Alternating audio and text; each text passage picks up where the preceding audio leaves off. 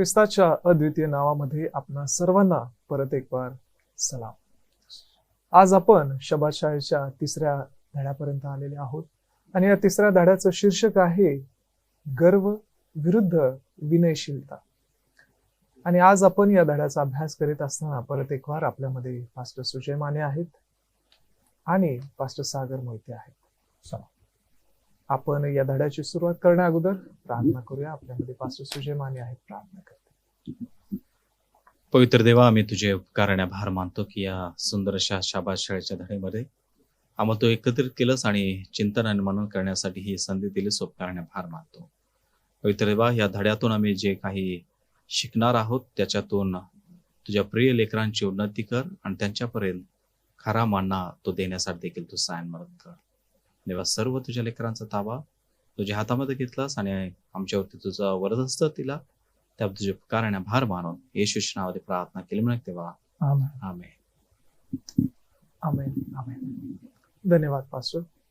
आज आपण या धड्याची सुरुवात करत असताना जे सुवर्ण वचन आपल्या प्रत्येकांसाठी देण्यात आलेलं आहे ते लूक याचा 14वा अध्याय आणि 11 वचन आहे. या वचनात असं म्हटलं आहे, कारण जो कोणी आपणाला उंच करतो तो नीच केला जाईल व जो आपणाला नीच करीतो तो उंच केला जाईल.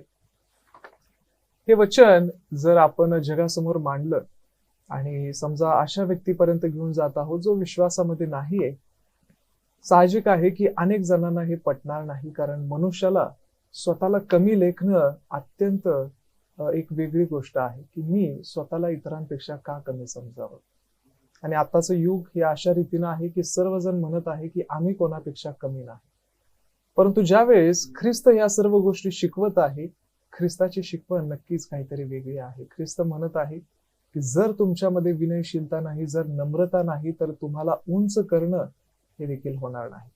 आता याच्यामध्ये भेद असा आहे की मनुष्य स्वतःच्या नजरेत स्वतःला उंच करावयास बघत आहे. मनुष्य स्वतःला स्वतःच्या हिंमतीवर उंच करावयास बघत आहे.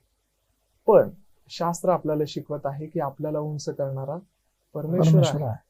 आणि जेव्हा देवासमोर आणि इतरांसमोर आपण नम्र होत आहोत, परमेश्वर आपल्याला उंच करतो. आता ज्या वेळेस गर्व याच्याबद्दल आपण शिकत आहोत, पाहत आहोत, अनेकदा मनुष्यांच्या जीवनामध्ये मीपणा आहे, अहंकार आहे आणि अशी लोक आपल्या अवतीभोवती असतात ज्यांना आपण पाहतो की जे कधी त्यांना असं वाटतं की जे कधी चूक करत नाहीत, ज्यांना कोणत्या सल्ल्याची गरज नाही, ज्यांना कोणाच्या मार्गदर्शनाची गरज नाही, कोणी त्यांना येऊन सांगावं हे देखील त्यांना पटत नाही. आणि अनेकदा त्यांच्या मनामध्ये हा भाग असतो की किंवा त्यांच्या या गोष्टीमुळे ते इतरांना देखील कमी लेखत असतात. अशा पद्धतीची लोक आपण पाहिली असतील किंवा अशा पद्धतीची लोक आपल्या अवतीभोवती आपण पाहतो. आणि या गोष्टी ज्यावेळेस आपल्या डोळ्यासमोर सांगण्यात येतात की अशी लोक आहेत का, तर मग नक्कीच आपल्या नजरेत कोणीतरी एक व्यक्ती येतो जो आपल्याला वाटतो की हा खूप गर्विष्ठ आहे. परंतु आजचा धडा वेगळा आहे. आजचा धडा आपल्याला शिकवत आहे, सांगत आहे. तो म्हणत आहे की जर अशा गोष्टी आपल्या डोळ्यासमोर येतात, आपण त्यावेळेस स्वतःकडे का बघत नाही, त्यावेळेस आपल्याला स्वतःचा का विचार येत नाही की असा व्यक्ती तर मी देखील आहे. आणि हा धडा आपल्याला शिकवत आहे की आपण स्वतःला किंवा स्वतःच्या जीवनातील हा गर्व अनेकदा नाकारत असतो आणि त्यामुळं परमेश्वर आपल्याला उंच करण्यापासून देखील थांबवतो. आणि या गर्वाची देखील किंमत आहे जी अनेकांना त्यांच्या जीवनामधून द्यावी लागते. हा एक मोल जो परमेश्वरानं स्वतः आपल्यासाठी ख्रिस्ताद्वारे पूर्ण केलेला आहे की ख्रिस्ताकडे पाहून हा जो गर्वपणा आहे आपल्या जीवनामध्ये कमी व्हावा. ख्रिस्ताकडे पाहून आपण शिकावं की नम्रता कशी असावी, जो गर्व आहे तो आपल्या जीवनातून कसा काढावा. आपण रविवारच्या मुद्द्यामध्ये बघतो की गर्वाची घट्ट बोटे. आता ज्यावेळेस एखादा गर्विष्ठ व्यक्ती आपल्या डोळ्यासमोर यावा असं आपण म्हणतो, त्यावेळेस आपल्याला असं वाटेल एखादा श्रीमंत व्यक्ती, एखादा प्रसिद्ध व्यक्ती, अशाच एका व्यक्तीची आपल्या डोळ्यासमोर चित्र उभा राहील. परंतु गर्व ही एक भावना आहे की तुम्ही अधिक महत्वाचे आहात किंवा इतर लोकांपेक्षा चांगले आहात, अशी भावना आपल्या मनामध्ये येते. होय, गर्व एक भावना आहे ज्यास आणि आपण कधीही उत्तर देऊ शकत नाही. ही भावना आपल्या मनामध्ये उत्पन्न होते, निर्माण होते, जिथं आपण श्रेष्ठ आहोत, जिथं आपण स्वतःला जास्त स्थान देतो, जास्त मान देतो. आणि जे सैतानानं किंवा लुसिफरनं केलेलं आहे. आता लुसिफर ज्यावेळेस त्याच्या मनामध्ये हा गर्व आला, कसा आला, केव्हा आला, या सर्व गोष्टी आपल्याला ज्ञात नाहीत आणि त्या सर्व गोष्टी एका रीतीनं गुपित आहे की कसं काय त्याच्या मनामध्ये या सर्व गोष्टी येऊ शकतात. आणि तोच सैतान किंवा तोच लुसिफर आपल्याला जगाकडे पाहाव्यास लावतो आणि मग आपल्या देखील मनामध्ये हा गर्व वाढेल याच्याकडे पाहण्यासाठी उत्स्फूर्त करतो. एक वचन आपल्याला दिलेलं आहे, 1 योहान 2 अध्याय 15 ते 17 वचन म्हणतात, जगावर व जगातल्या गोष्टीवर प्रीती करू नका. जर कोणी जगावर प्रीती करीत असेल तर त्याच्या ठायी पित्याची प्रीती नाही. कारण जगात जे सर्व आहे ते म्हणजे देहाची वासना, डोळ्याची वासना, संसारची खुशारकी ही पित्यापासून नाही तर जगापासून आहेत. आणि जग व त्याची वासना ही नाहीशी होत आहे, पण देवाच्या इच्छेप्रमाणे करणारा सर्व काळ राहतो. हा भेद देवाचं वचन आपल्याला सांगतं. जग आणि जगातल्या सर्व गोष्टी या सार्वकालिक नाहीयेत. जगातला गर्व, जगातल्या गोष्टी ज्याच्याकडे मनुष्य धावत आहे की मला हे मिळालं पाहिजे आणि मी इतरांपेक्षा थोडासा मोठा किंवा श्रेष्ठ दिसलो पाहिजे, परंतु नाही प्रियानो, देवाचं वचन आज आपल्याला सांगत आहे की आपण नम्र व्हावा. या जगातल्या गोष्टींवर आपण प्रीती करू नये. जगामध्ये फक्त देहाची, डोळ्याची या सर्व गोष्टींची वासना आहे आणि ते आपल्यामध्ये आहे. आणि परमेश्वर आपल्याला सांगत आहे या सर्व गोष्टी नम्र झाल्या पाहिजेत. ज्यावेळेस मनुष्य देवाला समर्पित आहे तो व्यक्ती नक्कीच नम्र होत राहतो. त्याच्या जीवनामध्ये विनयशीलता आपोआप वाढत जाते.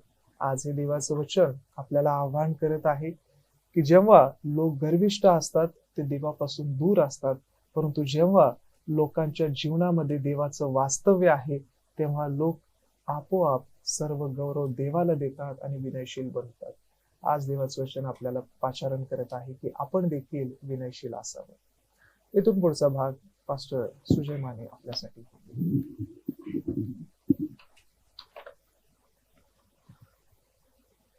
खरोखर फार महत्वाचा मुद्दा आहे की गर्व विरुद्ध विनयशीलता. आज पवित्र देव आम्हाला एक महत्वाची भूमिका घेण्यासाठी शिकवतो आणि ते म्हणजे गर्वाविरुद्ध आम्हाला लढायचं आहे. आज हा गर्व श्रीमंतामध्ये देखील आणि गरिबामध्ये देखील पाहायला मिळतो. असं नाही की फार ज्याच्याकडं धन दौलत आहे, ज्याच्याकडं मालमत्ता आहे, ज्याच्याकडं सर्व गोष्टीने तो संपन्न आहे, त्याच्याच मध्ये हा गर्व पाहायला मिळतो असं नाही आहे. तर पवित्र देव आम्हाला त्याच्या वचनातून आम्हाला शिकवतो की ही गर्व जी भावना आहे ही भावना सर्वांच्या मध्ये पाहायला मिळते. या भावनेतून आपण कशा प्रकारे बाहेर पडू शकतो आणि विनयशीलता धारण कशा प्रकारे आमच्यावर येऊ शकेल यासाठी आपण स्वतःच ओळखलं पाहिजे. आज स्वतःची ओळख काय आहे हे प्रस्थापित करण्यासाठी ख्रिस्त त्याचं एक उदाहरण म्हणून आमच्या समोर मांडतो, परंतु ते मांडत असताना देखील त्याच्या उदाहरणादाखल आम्हाला पवित्र शास्त्रातून देखील आम्हाला वचनाद्वारे तो आम्हाला उत्तेजित करतो आणि ते म्हणजे सांगत आहे की लूक याचा 18वा अध्याय आणि 9 वचनापासून जर आपण पुढे वाचत गेलो तर एक महत्वाचा दाखला समजतो आणि ते म्हणजे की आपण नीतिमान आहोत असे जे कित्येक स्वतःविषयी भरोसा धरून इतर सर्वांना तुच्छ मानत होते त्यांनाही त्याने दाखला सांगितला. स्वतःला उंच करण्याची जी भावना आहे, जो सर्वश्रेष्ठपणा आहे तो त्यांच्या जीवनामध्ये घेण्याची जी त्यांची इच्छा आहे त्यांच्याबद्दल पवित्र देव दाखला मांडत आहे. आणि म्हणून एक परुष्य आहे आणि जकातदार आहे. आता जो परुष्य आहे तो धार्मिक आणि नीतिमानाचा आव आणून पवित्र देवासमोर आभार प्रदर्शनाच्या द्वारे एक तुलनात्मक जीवन तो दाखवत आहे. आता जकातदार देखील तो गरीब नाही आहे, तो देखील जकातदार आहे, काम करणार आहे. त्याच्यावर देखील जे कष्टातून मिळवणारा जो पैसा आहे त्याच्यातून त्याची उपजीविका भागवत आहे. त्याच्याकडे देखील आम्हाला पाहायला मिळतं की तो देखील श्रीमंत आहे. परंतु पवित्र देव आम्हाला त्याच्या जीवनाद्वारे दाखवून देत आहे की म्हणत आहे, परुषाने उभे राहून स्वतःशी अशी प्रार्थना केली की हे देवा, इतर माणसे लुबाडणारी, अन्यायी, व्याभिचारी आहेत त्यांच्यासारखा किंवा या जकातदारासारखा मी नाही, म्हणून मी तुझे आभार मानतो. आज आम्हाला ह्याच्यामध्ये आभार मानण्याची गोष्ट आम्हाला दिसून येईल, परंतु त्यामध्ये गर्विष्ठपणा आहे, नम्रपणा नाही आहे ही देखील गोष्ट आम्हाला दिसून येते. म्हणून म्हणत आहे मी आठवड्यातून 2दा उपवास करतो, जे मला मिळते त्या सर्वांचा दशमांश देतो. त्याच्या भावनेचा प्रसंग आम्हाला ह्या परुषेच्या भागामध्ये आम्हाला दिसून येतो. परंतु जकातदार तो थोर उभा राहून स्वर्गाकडे दृष्टी लावण्या देखील न धसता आपला ऊर बुडवत म्हणाला, हे देवा मज पाप्यावर दया कर. देव आम्हाला हेच गोष्ट शिकवतो की आपण नम्र झालं पाहिजे. देवाची योजनाच आहे की तो स्वतः प्रभू येशू ख्रिस्त आमची सेवा करण्यासाठी आला. देवाचा पुत्र असताना देखील, स्वतः देव असताना देखील. जर देव गोष्टी आम्हाला ह्या गोष्टी शिकवत असेल तर आपण देखील ह्या जकातदारासारखं शिकलं पाहिजे की आमची दृष्टी देखील वर लागता कामा नये, कारण की आपण पापी आहोत. आणि म्हणून त्यानं आपला दृष्टी वर न लावता त्यानं आपला ऊर बुडवत म्हणाला की मज पाप्यावर दया कर. पापांची क्षमा मिळण्यासाठी आपण देवाकडे जातो. म्हणून स्वतःला आपण ओळखलं पाहिजे. आपण स्वतःला लीन आणि नम्र केलं पाहिजे, जेणेकरून देवानं आमच्याकडे पाहिलं पाहिजे. म्हणून पवित्र देव सांगतो, मी तुम्हाला सांगतो त्या दुसऱ्यापेक्षा हा नीतिमान ठरून खाली आपल्या घरी गेला, कारण जो कोणी स्वतःला उंच करतो तो नमवला जाईल, आणि जो स्वतःला उंच नमवतो जो कोणी स्वतःला नमवतो तो उंच केला जाईल. हाच पवित्र देवाच्या नजरेमध्ये आपण उंच असणं हे फार गरजेचं आहे. त्याला अंतःकरण आपलं ज्या गोष्टीनं आपण सादर करतो ते आवडणं फार गरजेचं आहे. आणि म्हणून देव आम्हाला शिकवतो की स्वतःच ओळखा, आणि स्वतःच ओळखून आपण नम्र भावाने चालणं हे फार गरजेचं आहे. आज जर मंगळवारच्या मुद्द्यामध्ये जर पाहिलं तर त्या मंगळवारच्या मुद्द्यामध्ये आम्हाला एक गोष्ट पाहायला मिळते की मोशे जो नम्र सेवक आहे त्याचं उदाहरण आमच्या समोर पवित्र देवानं मांडलेलं आहे. तर त्याच्या जीवनामध्ये इजिप्तची जी महालाची मोठी दालनं होती, किंवा त्याची जी संपन्नता होती, आनंद, सुख, शांती, कौतुक होतं, किंवा मोशेला जो मिसर लोकांचा जो लोकांच्या मध्ये राहत असताना सर्व विद्यांचं शिक्षण देखील त्याच्याकडे होतं. सगळं अमाप गोष्टीनं भरलेला असा मोशे होता. परंतु त्याच्या जीवनाकडे पाहिल्यानंतर त्यानं निवड केली की देवाच्या लोकांसाठी, देवाच्या प्रजेसाठी जीवन जगणं. आरामाचं आणि मोठ्या ऐशोआरामाचं जीवन मोशे जगू शकला असता, परंतु इतरांसाठी त्यानं जीवन खर्च करण्यासाठी देवासाठी त्यानं त्याचं जीवन निवडलं. म्हणून म्हणत आहे, त्याने देवाच्या लोकांवर संकट सहन करण्याची निवड केली, पण काही काळाकरता मिळणारा आनंद त्याने तो नाकारला. एलन जी व्हाईट यांच्या पॅट्रिक्स अँड प्रॉफिट्स या पुस्तकामध्ये लिहिलेलं आहे. जो क्षणिक आनंद आहे तो घेण्याचं त्यानं नाकारलं, आणि कायमस्वरूपी जो आनंद आहे तो घेण्यासाठी मोशे समोर आला, आणि त्यानं नम्र भावाने देवाची आणि देवाच्या लेकरांची देखील त्यानं सेवा केली. आज पवित्र देव आम्हाला सांगत आहे, मोशे याची नंतरची नम्रता आणि लक्षणीय होती, कारण तो शक्तिशाली मनुष्य होता, आणि तो कुठून आला आणि त्याचा कशा प्रकारे देवानं उपयोग केला याचं त्याच्या भावनेतून आम्हाला सगळ्या गोष्टी दिसून येतात. त्यानं कशा पद्धतीचं जीवन जगलं हे देखील आपल्याला पाहायला मिळतं. 40 वर्ष लोकांसंगती नम्र भावाने तो चालत होता, देवाशी देखील नम्र भावाने चालत होता. 40 वर्ष ज्या दुधामधाच्या देशामध्ये घेऊन जात असताना देखील हे सोपं नाही की एकाच स्वभावाचं नम्र भावाने चालणं. आणि म्हणून देव आम्हाला तेच सांगतो की स्वर्गाच्या वाटेवरती जात असताना नम्रता असणं फार गरजेचं आहे. आणि जो कोणी स्वतःला उंच करतो तो नमवला जाईल, आणि जो स्वतःला नमवतो तो त्याला पवित्र देव उंच करेल. म्हणून देव म्हणत आहे की भूतलावर ह्या मनुष्याला नम्र करण्यासाठी पवित्र देव मोशेचं उदाहरण आमच्या समोर मांडतो. तेच देखील आमच्या जीवनामध्ये आमचं देखील उदाहरण आपण बनलं पाहिजे. म्हणून म्हणत आहे की त्याच्या जीवनात प्रत्येक मोठ्या घटनेचा गर्वाचा प्रवेश झाला असता, परंतु जळते झुडूप, इजिप्तमधील पिढा, तांबडा समुद्र पार करणे, स्वर्गातून मान्ना पडणे, देवाशी थेट बोलणे, 10 आज्ञा मिळवणे, आणि पाषाणाला काठी मारल्यानंतर देवाचे शब्द ऐकणे, या गोष्टी घडल्या नसत्या जर नम्र भावाने जर मोशे चालला नसता, तर त्याच्या जीवनामध्ये तो तिथपर्यंत पोहोचू शकला नसता आणि त्या गोष्टी देखील साध्य करू शकला नसता. म्हणून देव आम्हाला सांगतो की नम्र भावाने चालणं हे त्याच्याद्वारे किती मोठ्या अद्भुत कृत्य घडू शकतात, आणि त्याच्याद्वारे देवाच्या जी दालन आहे त्या दालनामध्ये देखील आपण प्रत्यक्षपणे जीवन, आशीर्वादाचं जीवन जगू शकतो हे देव आम्हाला शिकवतो. म्हणून पवित्र जर देव आम्हाला उंच करण्यासाठी पाहतो तर त्याच्या योग्यतेप्रमाणे जीवन जगणं हे फार गरजेचं आहे. इथून पुढचे जे बुधवार आणि गुरुवारचा मुद्दा आहे ते पास्टर आपल्या सागर मोहिते आहे ते इथून पुढे घेते.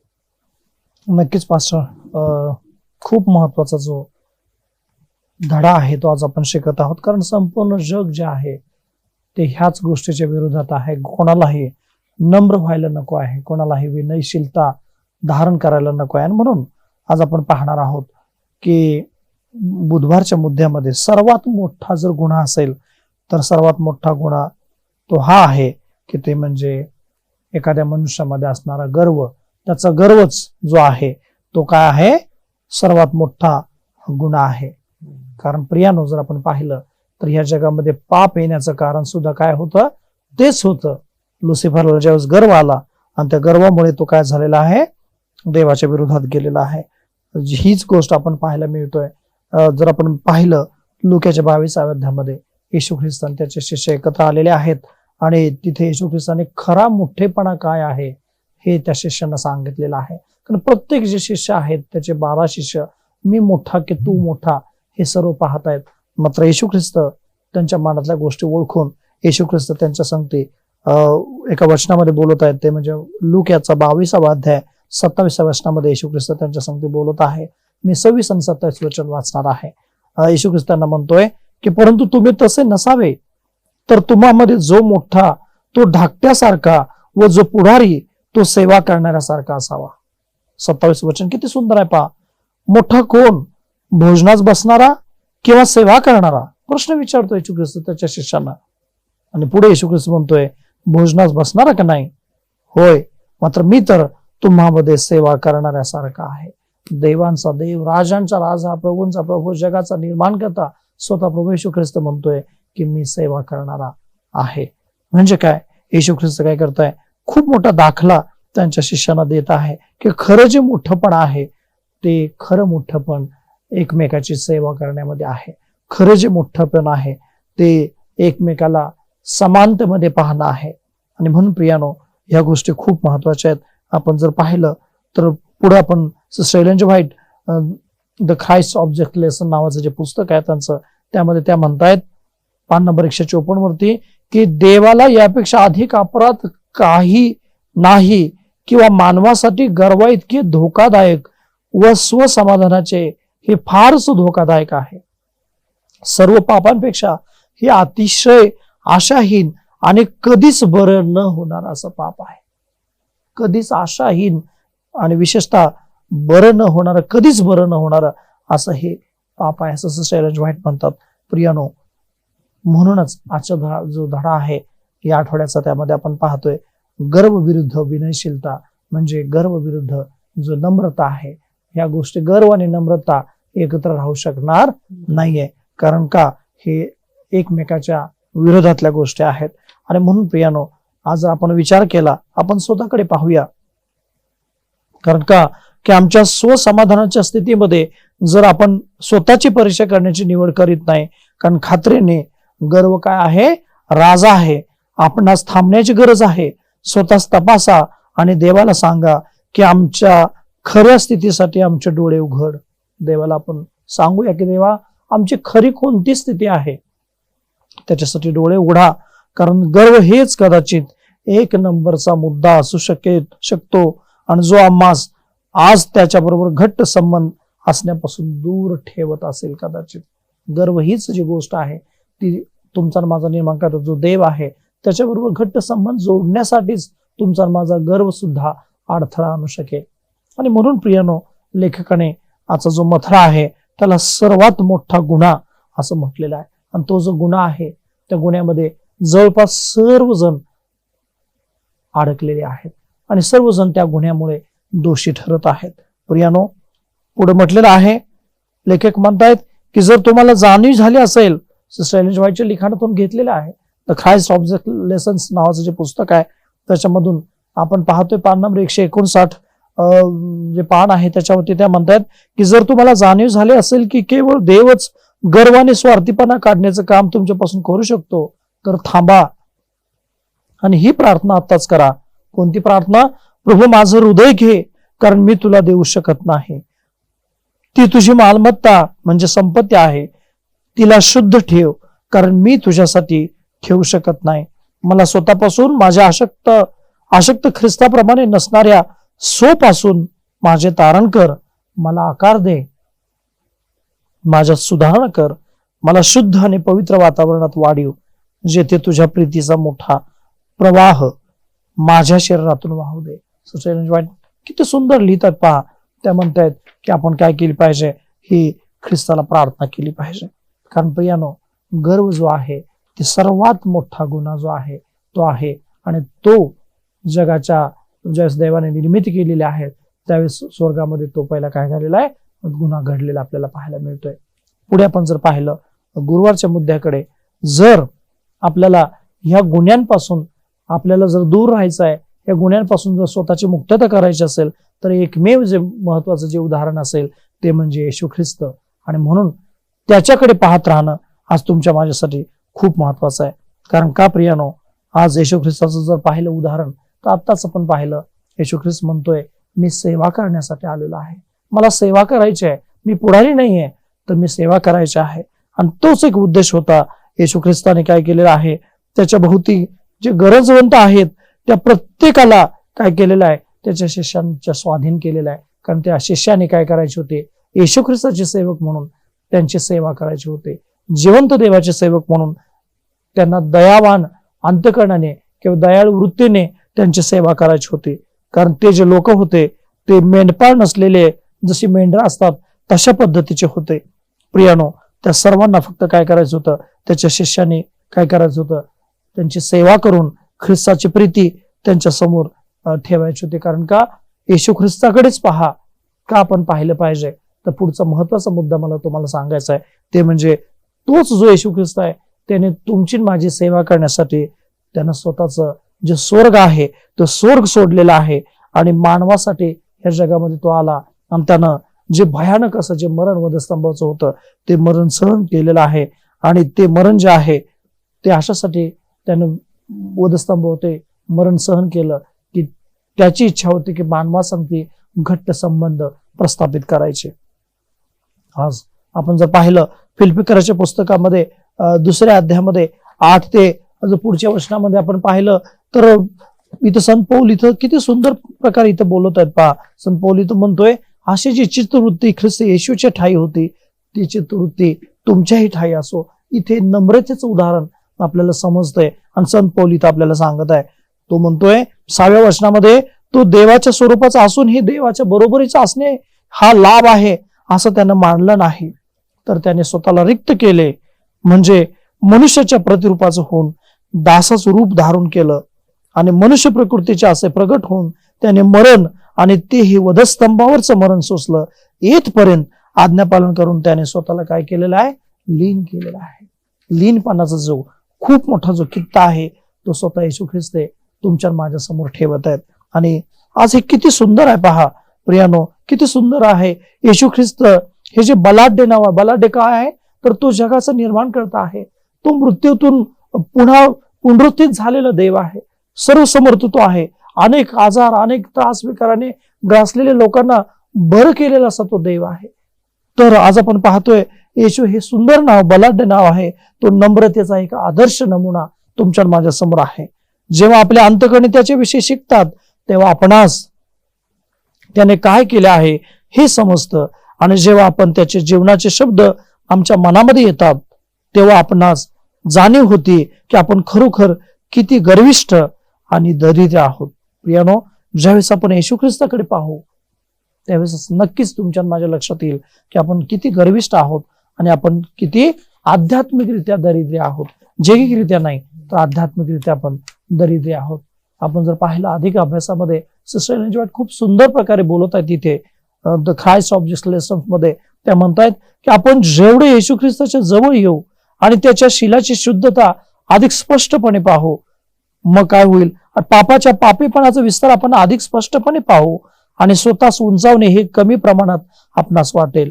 ज्या सर्वांना स्वर्ग पवित्रजन म्हणून ओळखतो ते आपला स्वतःचा चांगुलपणा दाखवणारे अगदी शेवटचे ठरतील. किती सुंदर ही गोष्ट आहे.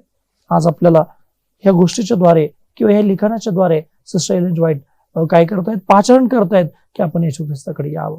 आणि स्वतःच काय करावं, त्याच्याजवळ जाऊन स्वतःकडे पाहावं आणि तोच आपल्याला काय करणार आहे, या सर्व गोष्टीचं मार्गदर्शन करणार आहे. आज आपण ह्या धड्यामध्ये पुढे पाहणार आहोत की आज देवाची काय इच्छा आहे तुमच्या आणि माझ्या जीवनामध्ये. पुढील जी वेळ आहे ते पास्टर मल्कीजेदेक यांच्याकडे मी देत आहे.